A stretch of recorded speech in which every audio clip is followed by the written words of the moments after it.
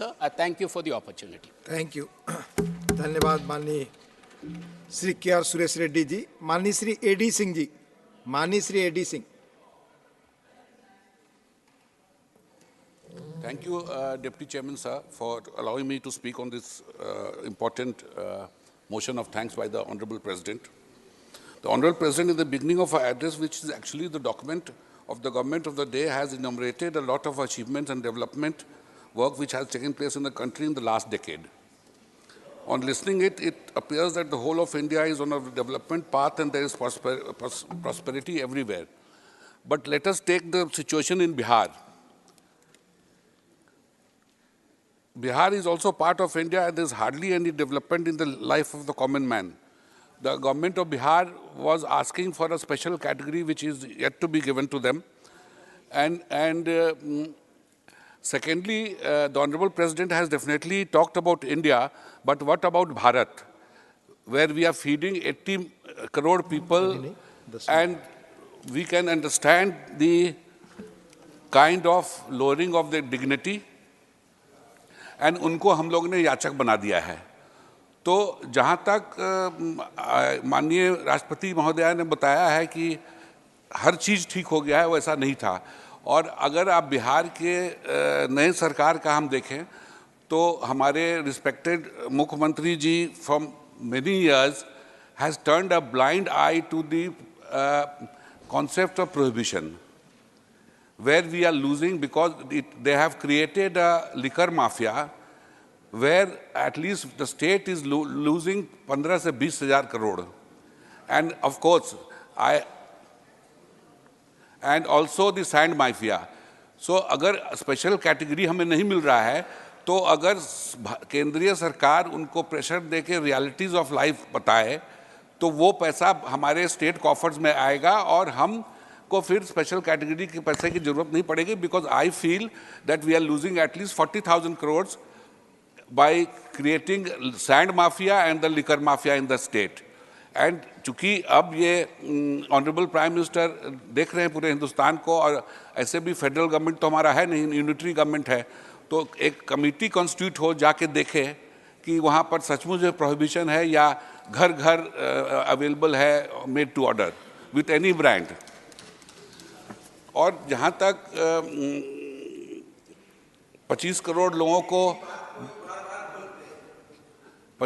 लोगों को जहाँ तक बताया गया है कि ये पॉवर्टी लेवल से ऊपर हो गए हैं, तब भी हम लोग को 80 करोड़ लोगों को क्यों फीड करना पड़ रहा है. और दूसरी बात देखिए, there is not a single word about Manipur in the address. There is no respite from violence in the state for 10 months. It appears that the central government does not care about the fate of Manipur, especially the hill tribes who are spending desperate times in difficult conditions for the past 8 months. और एक armed privilege group है जो वहाँ पर shots carry on कर रहा है. और जब सरकार उसको देख रही है under article 355, then it's all the responsibility of the central government to come in terms with, to bring peace there. The Kuki MLAs are not attending assembly session as they fear for their life. There is no democracy in Manipur. Now the Home Minister says that he will go for fencing of the borders of states of India and Myanmar to travel. No, there is no democracy. Now the Home Minister wants to fence the 1643-kilometer border with Myanmar and the free movement regime which allows the citizen of bordering states of India and Myanmar to travel up to 16 kilometers on each other's territory without visa will be reconsidered. This move is against the interest of Mizoram, Nagaland, who have opposed it. It is high time that these issues in the state be resolved. The new policy also has foreign policy implications and will end PM's Act East and BIMSET integration, Bay of Bengal initiative for multi-sectoral technical and economic cooperation. Now coming to India's relation with the neighboring countries. Honorable Jaishankar ji told recently every country has problem in its neighborhood. At the end of the day, neighbors need each other. Currently, India's relationship with the neighbor is very worrisome. That we have seen in Maldives. We have also already have strained relationship with Pakistan and Taliban in Afghanistan. India was having a very cordial relationship with Nepal and Bhutan. About 2 years back, China had attacked Doklam in Bhutan. After a couple of small fights, India backed off to some extent. At the same time, Bhutanese king requested India to stay away from Bhutan and started a very fairly good relationship with China. The ongoing border negotiation between Bhutan and China has led to a new dimension of Indo-Bhutan relationship. The Chinese are pressurizing them that the Indian army contingent, which is based there, should be returned back to India. Occasionally, China is grabbing small land portions in Bhutan, and India is not able to intervene to prevent China's violation of Bhutanese territory. There are reports that China influence is increasing in Doklam area, and it acquires a strategic position there. It will be very worrisome for India if we have so far as chicken neck is concerned, because that will stall our movement to northeast. Through its money and economic power, China is influencing Sri Lanka by gifting soft loans.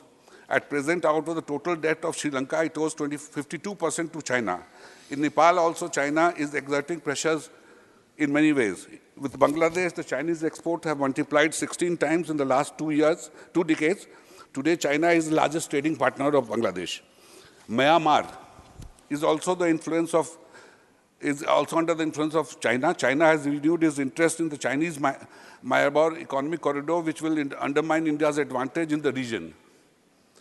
The inability of the government to manage Manipur crisis and a decision to fence the boundary with Myanmar, along with the free movement regime, will further stress the Indo-Myanmar relations.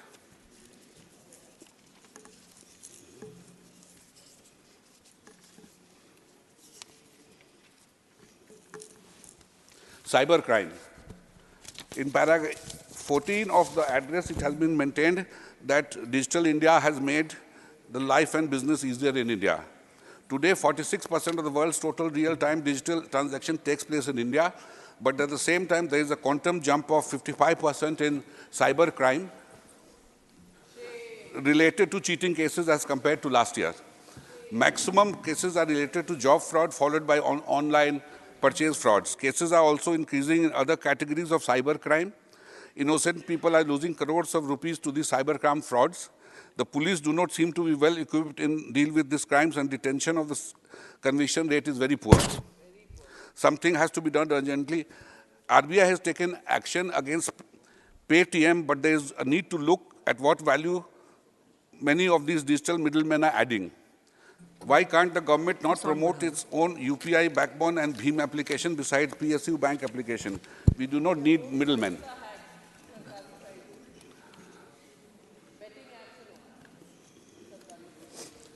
Oil. Petrol prices have increased 45% since 2014, diesel price 70% since 2014. Increased fuel prices are affecting the lives of citizens. The fuel prices were last revised in April 22 when the price of crude was $114 per barrel. Since then, there is no change in the fuel prices. The current financial year, the average crude price was between $93 to $77 per barrel, average being 78.19. Now the crude oil price is $80 per barrel. The oil companies are earning a lot of profit. Government is earning through tax. Why not this profit be passed on to the citizens in India by reducing the fuel prices? What has happened to the market-linked pricing policy in petroleum sector? Prices are not allowed to increase before election, but intensity is also not allowed to fall within the given and to give relief to the people. Cost overruns of the infrastructure projects. Para 15 of the address talks about record investments in physical infrastructure during the last 10 years in various areas. The report of the statistics and program implementation has pointed out that out of the 1,820 infrastructure projects worth 150 crores and above, 431 were reported cost overrun and 848 projects were delayed. 431 cost overrun projects amounted to 4.84 lakh crores. Out of this 848 delayed projects, 202 have overall delays in the range of 1 to 12 months. 200 have been delayed for 13 to 24 months. 323 have 25 to 60 months delay, and the 123 projects have been delayed for more than 60 months.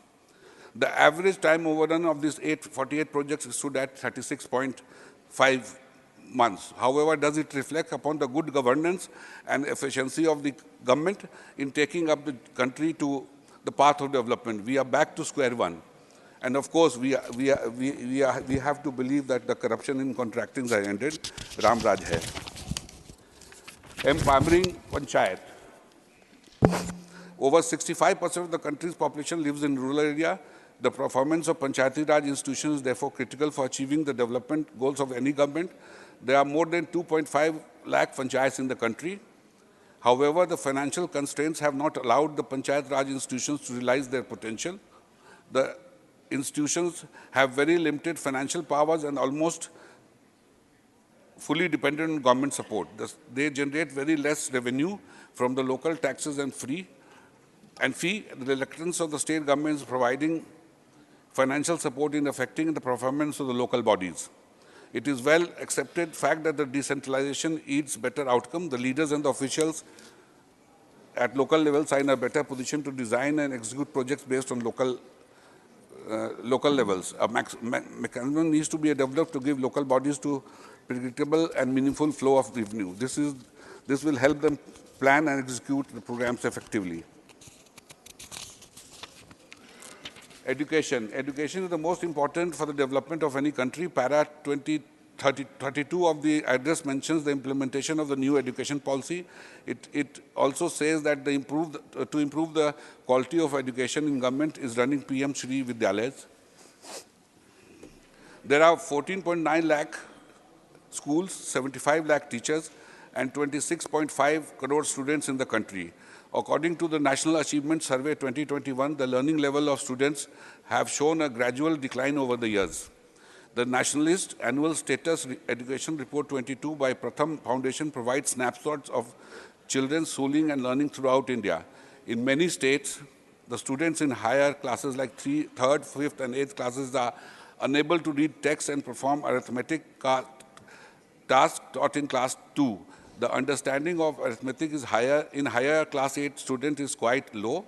Around 35% of the class 8 students were unable to perform division or subtraction meant for class 2. There is an urgent need to look at the standard of education in the country. अब मैं अपना समाप्त करने के लिए अटल बिहारी जी का एक कविता पढ़ता हूँ. जो कल थे वो आज नहीं हैं, जो आज है वो कल नहीं होंगे. होने न होने का कर्म यूं ही चलता रहेगा. हम हैं, हम रहेंगे, या भ्रम भी हमेशा पलता रहेगा. Thank you. माननीय सदस्य जॉन ब्रिटास.